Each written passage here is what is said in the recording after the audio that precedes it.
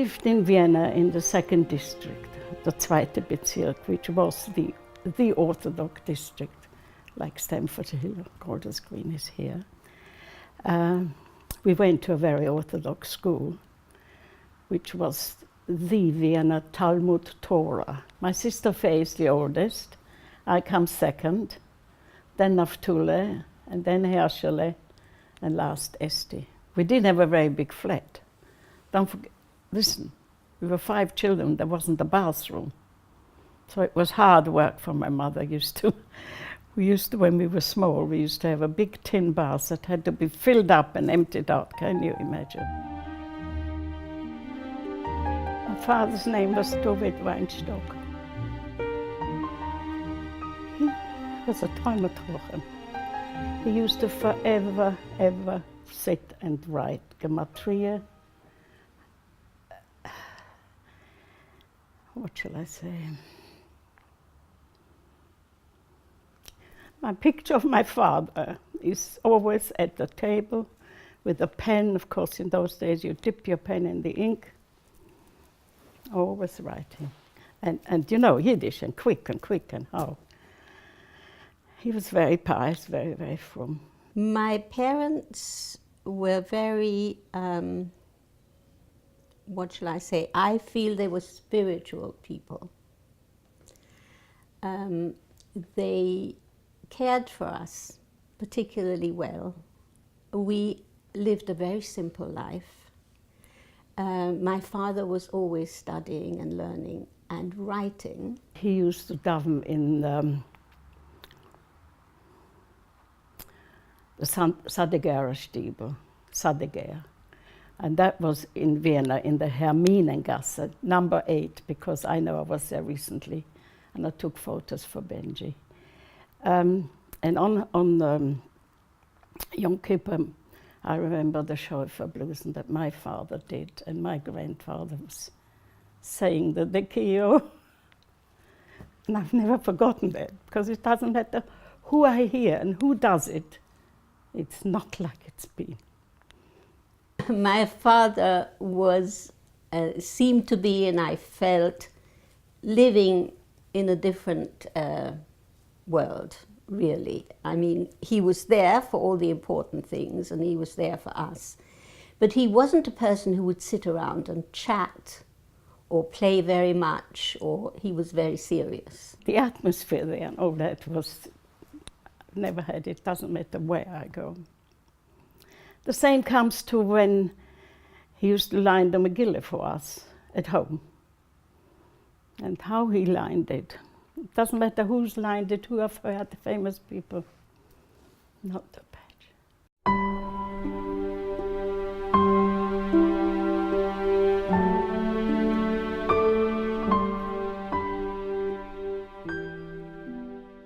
My mother had 3 brothers who were all Rabbonim. She was beautiful, she was clever, she was handy, she made all our clothes, and she could cook and bake and whatnot. People loved her. Everything was delicious. Her cake, her heimische fish, I mean, it was all Heimish cooking, yes. Sarah was supportive and helpful to my mother at home and to the household from a very early age. I think I remember that about age 12, she started baking for Shabbos. And she would bake the challah, and she would bake the yeast cake. I learned everything from my mother, whether it's cleaning or sewing or crochet or knitting or cooking and baking. We worked together. Smears was a big thing. And do you know, I know all the Smears we sang, and do you know sometimes I'm somewhere completely different, and somebody sings a niggun and I say, oh, that's our Naitra niggun. To earn money, my mother opened a shop near our school, needlework, knitting wool, because she was very good. She knew I would be a good help, which I was. And we're trying to work up a business. And it looked very interesting, very good. I loved it. she used to give advice to the people who came into the shop as to how to shape things, because in Vienna there were not written patterns, and the way you made a garment was to go back to where you bought your wool and ask, what do I do next? And Sarah was the one who was able. My mother also could, but you know, she was really active in that. When I left school, I left at 14 years old. I went to a special school. I have a profession which is corset making, ladies' bras and corsets. And even at the age of 15, I had private customers, and I made to measure. They used to come, you measure them, you have a fitting. Then I used to go and buy the material. My father was my bank to see what I spend and what I get back. You know, by the way, he used to have a bank back in Poland. He used to have his own bank. He was a mathematician. So I earned money. Unbelievably, my parents were very proud of me, and I loved doing what I was doing. She was always very lively, and I remember whenever I walked with her, and we used to do a lot of going for walks in Vienna, because, you know, that was one of the things. She was always ahead of me, and I had to run after her because, you know, she had that energy. 1938, there was the Anschluss where Hitler marched into Austria. When Hitler came, the shop was shut, forced to be shut. And there was no business, there was nothing. I tell you what, everybody lived with pachet, fear.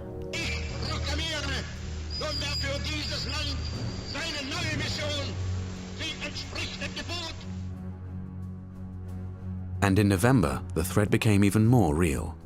On what was known as Kristallnacht, the Night of Broken Glass, an orgy of violence was released against Jewish property across Germany and Austria. In the night, we were woken with horrible noise, glass. What they did was they entered the shul. Through the windows, they threw out the Sefer Torahs and swore him. Onto the street, we could see, where we come to the window, we could see, and set the light to it. Talesim, you know. And we really thought we are next. The next day, it was eerie. Nobody was in the street, only me. What did I do? I told you I was making a corset for people, and I had one to deliver that next day to some people about 20 minutes walk away. I remember the name, Mrs. Türkel. And I knew she was immigrating and she needs it, and I needed my money back. So I went out of the flat and into the street. There wasn't anybody there. Must have been bonkers. Anyhow, I got there and I got back all right, but I never forget it, because there wasn't a soul in the street, not even Goyim, nobody. As the storm clouds gathered, the Weinstocks did the same as many other families. They put the safety of their children first, sending them on the Kindertransport to find refuge in Britain. My brother Tully and Esti left in December, and Rabbi Schoenfeld's, with Rabbi Schoenfeld's help, Tully came to the Schneider Yeshiva, and Esti was taken with very nice from people in Sunderland. I was the last one to leave in June 1939, 3 months before the war broke out. Sarah was taken in by a family in London's Whitechapel. Very nice Jewish family, from Yiddish, poor. Samuels, they called themselves. They had married children, but they had one daughter at home who was blind. These were troubled times. And I don't know if I was particularly a worrying type, but I was worried and upset most of the time. Once war broke out, there was no communication. And I heard afterwards about the horrible things that happened. One distraction arrived in the form of a certain young man. Sarah was introduced to him by relatives. My auntie said to me I should come to her, and I said, I don't know how, I don't speak English, I have even got no money. I'll send you a young man. And she sent me home. And I said, who is he, what is he? He's an artist, you'll see, he's nice, something like that. And he fetched me, and we went by bus or whatever the transport was to Auntie Vecchia and Uncle Barry. And he laid out the fare for me, and it came out to a lovely sum of 6pence. And I worried for a long time, Auntie, did you pay him back the 6pence? That's when I first met him. There was no engagement, just made to know him just before the wedding. Right. Don't forget, it was during the war. And that was in Gugi's house in Letchworth that we got married.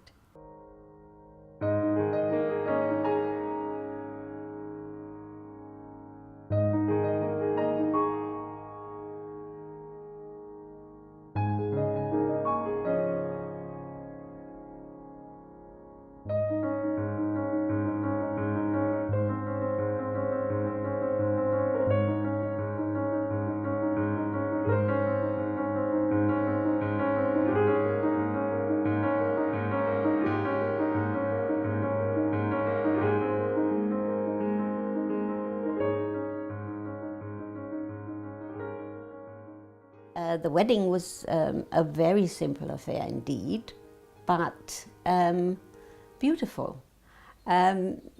Obviously, they very much wanted to get married, and Sarah was very young, 18 and a half, I believe. And it happened in my cousin's house where they were evacuated in Letchworth, which was a little house with a garden. I realized how ambitious he was and how capable, and what a go-getter he was. It was January the 4th, 1942, in Letchworth. We only had a very close few friends. Maybe we were just 40 people for the wedding. And Gugi and Leo made the wedding. The chuppah had to be brought inside because it started raining. There was a lovely meal to follow. It wasn't just the rain that cast a shadow over the wedding. News from home was grim. Sarah stood under the chuppah without her parents, who were unable to leave Europe. As the years passed, hope of seeing them again faded. We were still hoping there'd be survivors. I don't know what we were hoping, but you couldn't take the whole thing full on. You had to make your own life. And we certainly never communicated very much, just minimums. Have you had a letter or this, that, about, the situation, the very bad situation. Which, I mean, people say that they discovered what the Nazis did, the Holocaust, but we knew it was going on, even in the early days. And then came another shock. Their brother, Herschel, known as Tzvi, had emigrated to Israel on a scholarship to the Hebrew University. Volunteering for the Haganah during the War of Independence, Tzvi Weinstock was protecting a convoy of medical staff heading for Hadassah Hospital when it was ambushed by Arab forces. He was one of 79 who died.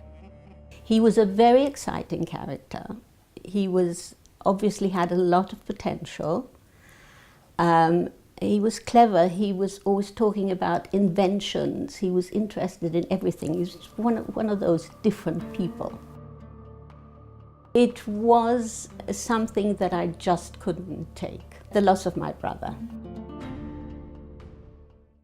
Before the war in Europe was over, Chaim Schreiber had started a company in Tottenham, making picture frames and then radio cabinets.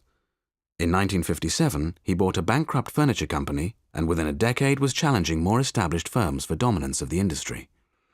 He specialized in affordable, fitted furniture, which was the vogue in the 1970s. But success didn't come overnight. When we bought our first house in 1950 in Edgware, we didn't have enough money to put down. And a very good friend of ours lent us some. When I got married, I had a wonderful husband. I couldn't have been happier. And when the children came along, again, each one was a Jew. One is pleased if it's things are easier. We've had our rough time and sad time. And thank God. And the children have learned from that, and they all are like that. Motherhood came naturally, never worried me. Not when they were babies, certainly. And I aimed to have a lovely home, and thank God we had it. And the children had whatever they needed. And I don't think they were very spoiled, though they had comfort that we never had. And you always want to give your children everything, but you got to put a stop on it, not to spoil them too much. On the other hand, you can't let them start from where I started. You can't go back. Well, there's a little balance there to do, but you do it naturally, not so conscious.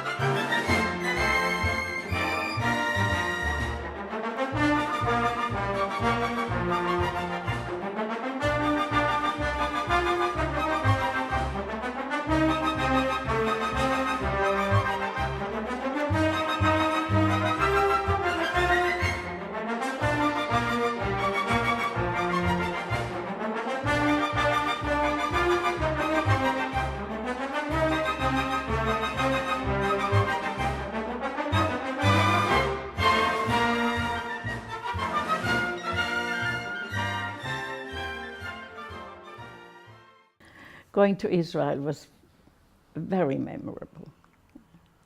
You imagined it and you imagined it, and it was always much better than you thought. Much more feeling in it when you were there, because that was what you always wanted. David's Bar Mitzvah was a very big event. We went to Jerusalem in 1960, and we went by the Zim line with the boat. It took 4 days. On Shabbos, we were in the Hechel Shlomo. We had Golda Meir there, and we went for Kiddush to the Sephardi rabbi. To give tzedakah is very important, but to give it with a good heart and to make the receiver feel comfortable is also very important. In 1984, there was unexpected bad news. Sarah coped well with Chaim's illness while he was still here. I mean, she was very well looked after, and they went to the right doctors, and he had operations, and they kept cheerful and hopeful, even after the last operation that he had. I was there when the doctor gave a report, and it was quite clear that it was not 100% successful, the operation that he'd had. But they just took it that it was and would be, you know, standing in the same room. So that was wonderful, because they were still able to live as long as possible together. I have 13 grandchildren and 56 great-grandchildren and 5 3/4 great-grandchildren. It's unbelievable. Actually, one can't believe it. But thank God it happens gradually. Yeah, lovely. Pleasure. My dear sister Sarah is absolutely fantastic in all the things she does today. She is in touch with each individual in her family, from babyhood onwards, the new great-grandchildren, Kanahara, or their great-great-grandchildren. She observes their birthdays, their studies, their successes, where they live, what they need, and it's just wonderful. I wish my dear children, grandchildren, great-grandchildren, and the little great-greats a happy, good, gesinnt life, and may they go from strength to strength. And I often think when things go so well, I think my ancestors are looking down on us and blessing us. So one day when I'm up there, I'm going to bless you all again.